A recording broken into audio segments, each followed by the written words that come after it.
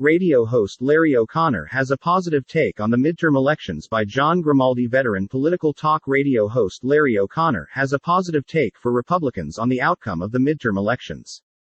The GOP may have lost the Senate, but Republicans won the House, and that's enough to stop Joe Biden's legislative agenda. In an exchange with Rebecca Weber, CEO of the Association of Mature American Citizens, on her Better for America podcast, the conservative host of WMAL-FM's O'Connor and Company show said it doesn't matter that we didn't win the Senate. The now Republican-controlled House of Representatives gives the party enough power to make a difference. It also gives the party the ability to dictate the committees and the priorities and an agenda for those committees, O'Connor explained.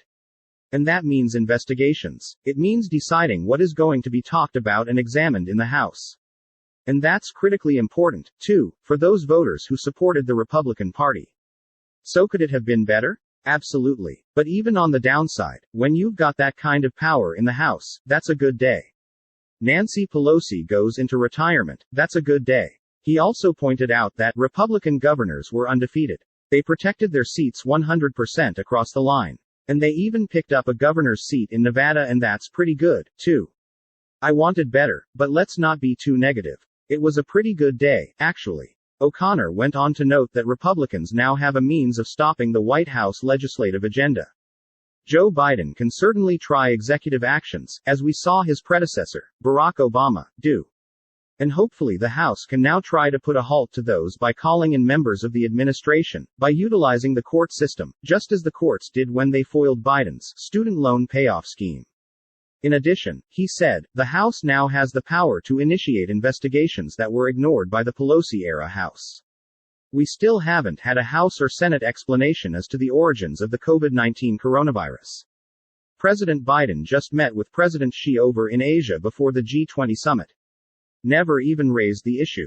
It's outrageous. How many older Americans over the age of 70 years old tragically lost their lives prematurely because of COVID-19? And our president doesn't even bother to mention it to the premier of China, let alone Nancy Pelosi's House of Representatives and Chuck Schumer's Senate. Not even have one investigative hearing into what the origins were. Did you know that the official story from the Chinese government is that this came from the United States? Did you know that? They are actually blaming the United States for the origins of COVID-19. So I think we need an investigation into that. On the abortion issue, O'Connor said that the media predicted that the Dobbs decision would have a negative effect on Republicans in the midterm elections. We heard many in the media say that's it, the Republicans are completely screwed now. Democrats are going to retain their power.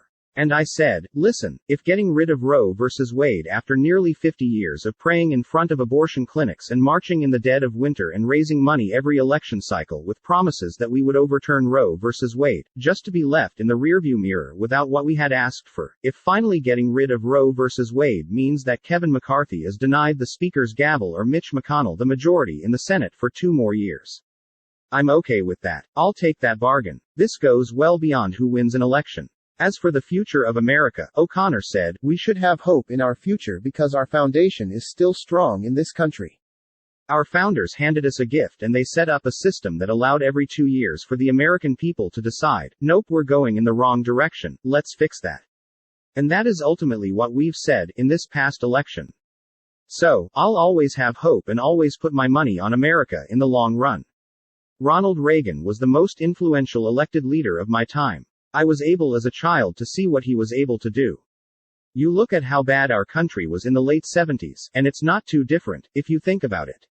With crime in our major cities, with inflation, with the price of gas, with our standing in the world, I mean, it's like deja vu all over again. But with hope, O'Connor knows America can be fixed and prosper as it once did. He knows that it is time for a leader to step up and really make a difference.